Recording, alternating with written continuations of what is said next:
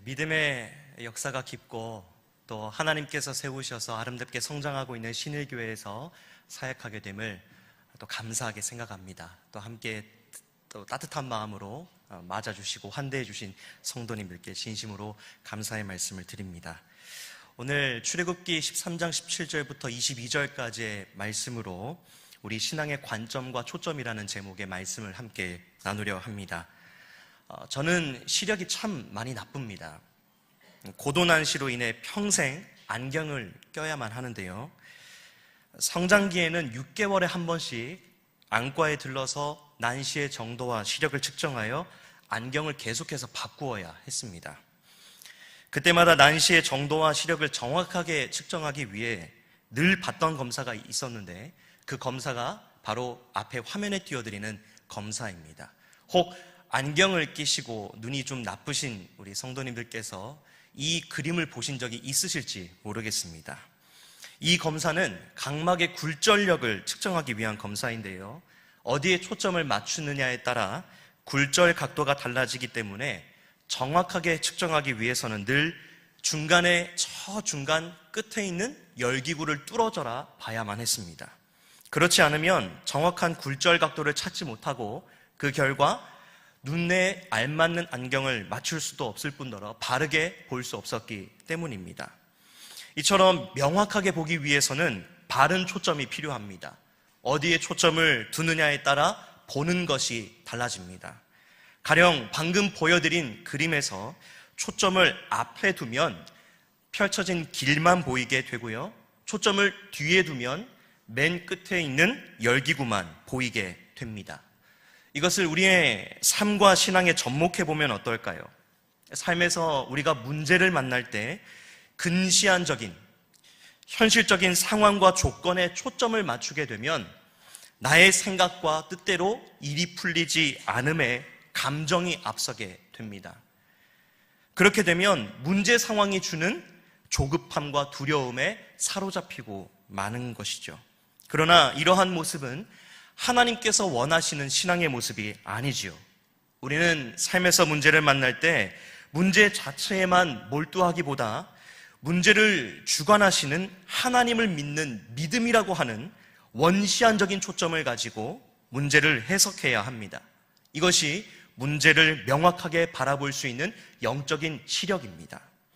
오늘 본문 속에 문제를 만난 이스라엘 백성들의 모습을 함께 보실까요? 오늘 함께 읽진 않았지만 출애굽기 14장 10절부터 12절 말씀을 보면 문제를 만난 이스라엘 백성들의 반응을 기록하고 있습니다. 먼저 14장 10절 말씀을 보니까 이스라엘 자손이 심히 두려워하여 여호와께 부르짖었다라고 말합니다. 이어지는 11절 12절에서는 이스라엘 자손이 모세를 향해 원망의 말들을 쏟아놓는데요. 11절 12절 보니까 그들이 또 모세에게 이르되 애굽에 매장지가 없어서 당신이 우리를 이끌어내어 이 광야에서 죽게 하느냐? 어찌하여 당신이 우리를 애굽에서 이끌어내어 우리에게 이같이 하느냐? 애굽 사람을 섬기는 것이 광야에서 죽는 것보다 낫겠노라 라고 원망의 말들을 쏟아놓습니다. 한마디로 말하면 그냥 애굽에 살도록 내버려 두지 왜 이 광야에 데리고 나와서는 우리를 죽게 만드느냐라는 원망의 말들이지요. 그렇다면 이들이 이처럼 원망을 쏟아놓게 된 원인이 어디에 있을까요? 그 원인은 바로 문제를 마주한 이스라엘이 잘못된 초점을 가지고 문제의 상황만을 보았기 때문입니다. 14장 6절 7절 그리고 9절 10절 말씀을 보면 이스라엘이 무엇에 초점을 두고 무엇을 보았는지를 잘 기록을 하고 있는데요. 먼저 6절 7절 말씀을 보면 제가 읽어드리겠습니다. 바로가 병거 600대를 선발하고 애굽의 모든 병거를 이끌고 이스라엘을 뒤쫓습니다. 그리고 9절 말씀 보니까요, 이스라엘의 간담을 서늘하게 하는 표현들이 연거푸 기록되어 있지요. 어떤 표현들입니까? 앞에 띄워드린 대로 애굽 사람들과 바로의 말들, 병거들, 그 마병, 그 군대. 사실 애굽 사람들이라고만 해도 이스라엘은 몸서리를 칠 텐데 여기 9절 말씀에서는 모든 표현을 다 동원했습니다. 이스라엘이 당면한 문제의 위압감, 그리고 상황의 위중함을 더 잘 알려주는 표현입니다. 이윽고 9절 하반절을 보니까 이스라엘을 쫓기 위한 애굽 군대가 이스라엘이 장막 친 곳 가까이에 도달하고 맙니다. 그리고 10절을 보니까 이스라엘 자손이 바로의 군대가 자신들 뒤에 이른 것을 눈으로 직접 목도하게 됩니다. 이스라엘이 심각한 두려움에 사로잡혀 모세와 그 모세를 세우신 하나님을 향해 입에 담지 못할 원망을 쏟아낸 이유가 바로 여기에 있습니다. 근시안적인 초점을 가지고 바로 앞에 놓여있는 눈앞에 벌어진 문제 상황만을 바라보았기 때문입니다. 그렇다면 이스라엘은 어떤 초점을 가지고 또 무엇을 봐야 했을까요?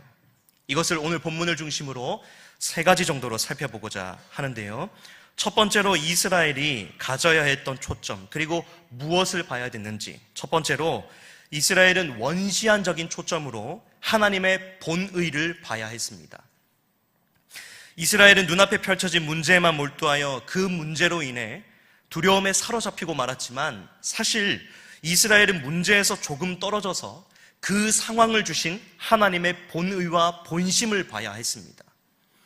이스라엘 백성들을 애굽에서 건져내셔서 광야로 이끄셨던 하나님의 본의와 본심이 무엇일까요?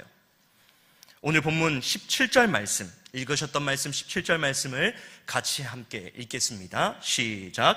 바로가 백성을 보낸 후에 블레셋 사람의 땅의 길은 가까울지라도 하나님이 그들을 그 길로 인도하지 아니하셨으니, 이는 하나님이 말씀하시기를 이 백성이 전쟁을 하게 되면 마음을 돌이켜 애굽으로 돌아갈까 하셨습니다. 아멘. 이스라엘을 애굽에서 건져내어 광야로 이끄셨던 하나님의 본의와 본심이 무엇입니까? 이스라엘을 괴롭히시기 위함입니까? 아니면 이스라엘을 멸절하시기 위함이었습니까? 이 둘 다 아니지요.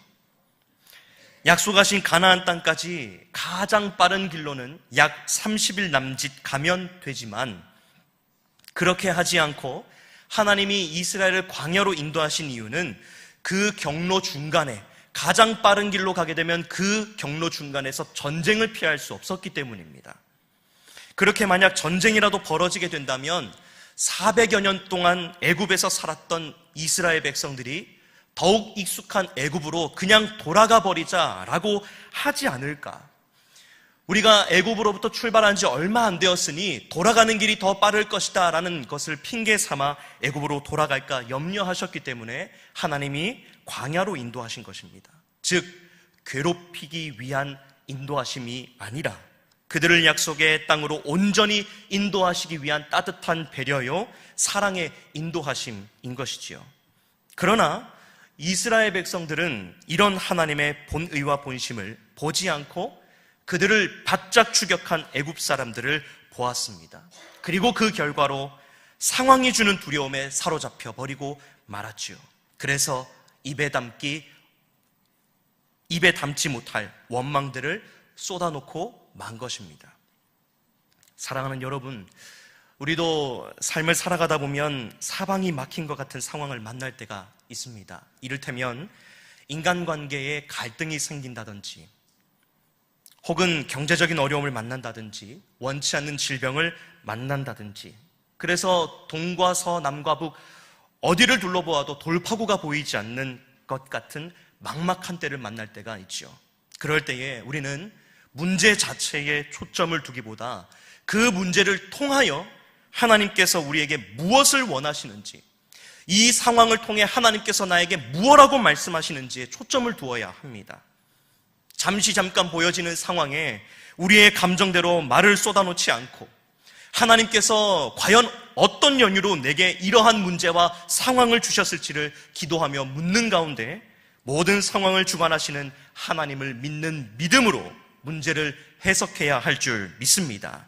간절히 바라기는 저와 여러분 모두 삶에서 만나는 문제 자체에 초점을 두지 않고 문제 상황 가운데 담겨있는 하나님의 본의와 본심, 하나님의 뜻을 볼 수 있는 영적인 시력이 회복될 수 있기를 주님의 이름으로 축복합니다. 둘째로 이스라엘은 눈앞에 펼쳐진 문제 상황 속에서 어떤 초점을 가지고 무엇을 봐야 했을까요? 둘째로 이스라엘은 원시안적인 초점으로 하나님께서 앞서가심을 봐야 했습니다. 오늘 본문 21절 말씀과 22절을 같이 읽도록 하겠습니다. 시작.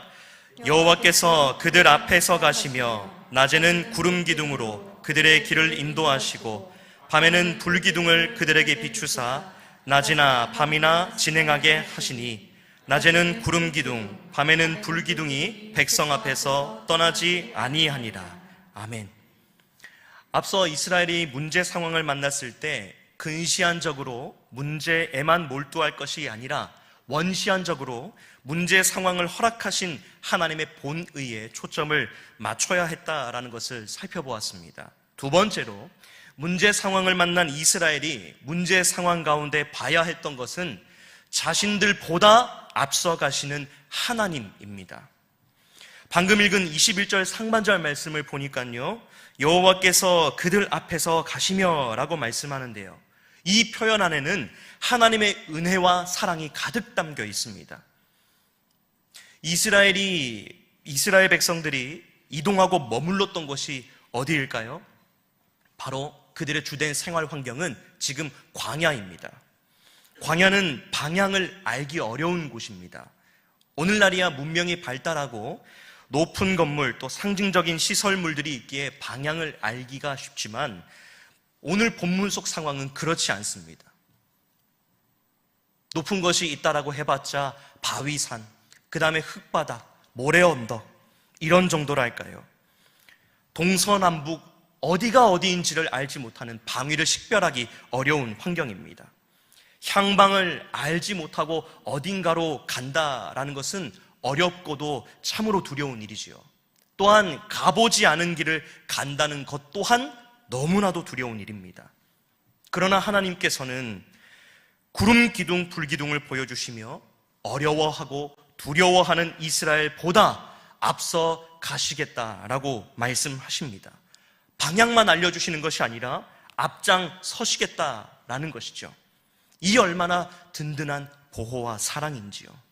이런 든든한 하나님의 사랑과 하나님의 보호하심이 언제까지 지속된다라고 합니까? 다시 21절, 22절 말씀 보니까요, 낮이나 밤이나 그들 앞에서 떠나지 아니하셨다라고 합니다. 어려움에 처했을 때만 하나님께서 함께 하신다라는 것이 아니라 낮이나 밤이나 이 낮밤은 모든 시간을 다 통칭하는 의미이지요.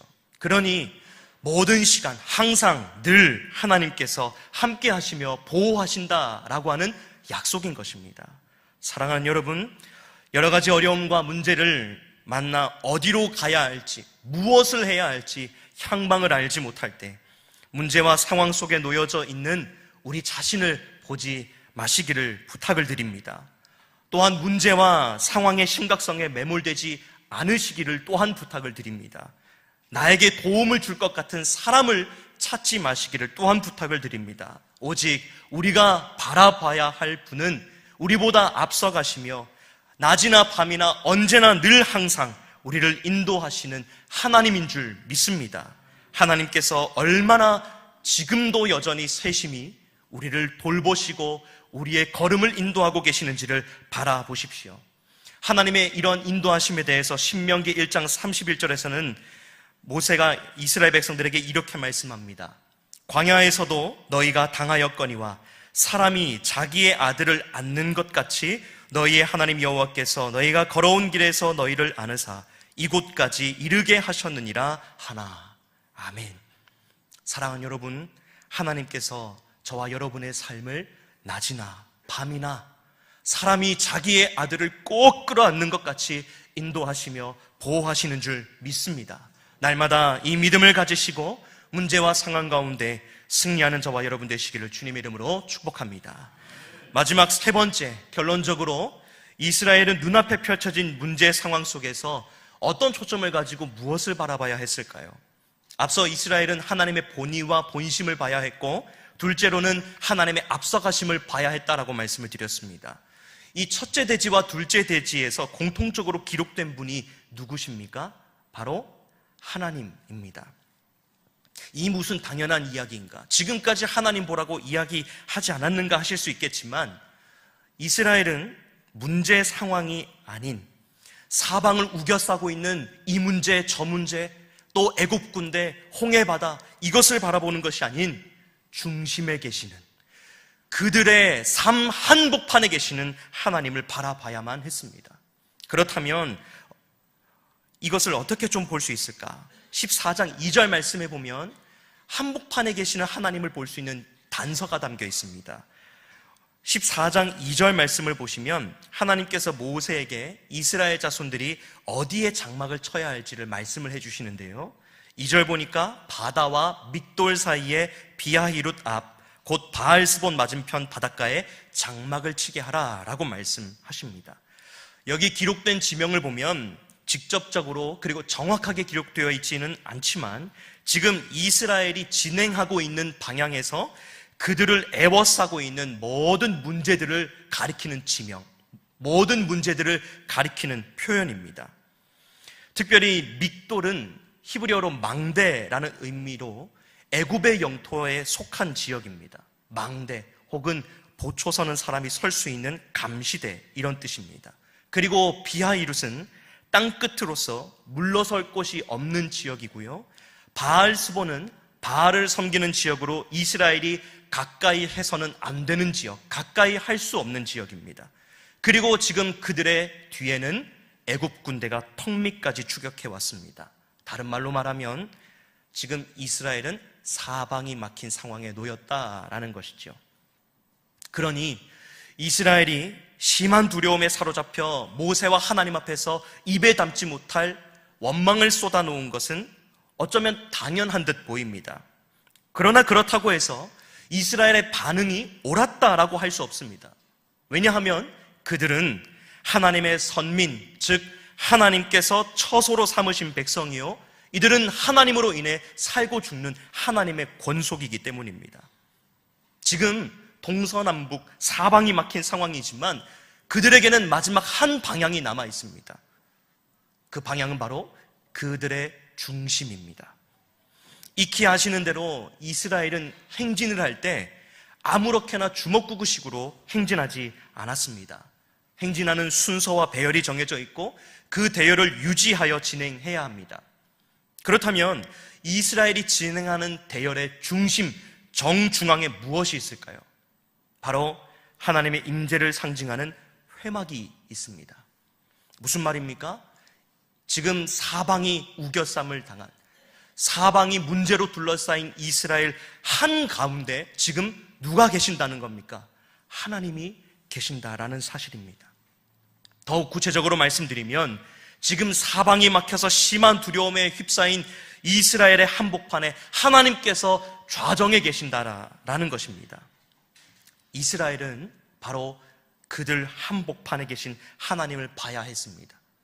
동과 서, 남과 북, 그들의 눈앞에 산적해 있는 문제들을 바라볼 것이 아니라 애굽에서부터 지금까지 그들의 진영 정중앙에 언제나 계시며 그들과 함께 하시고 그들을 인도하시고 보호하셨던 하나님, 그 하나님을 바라봐야 했던 것입니다.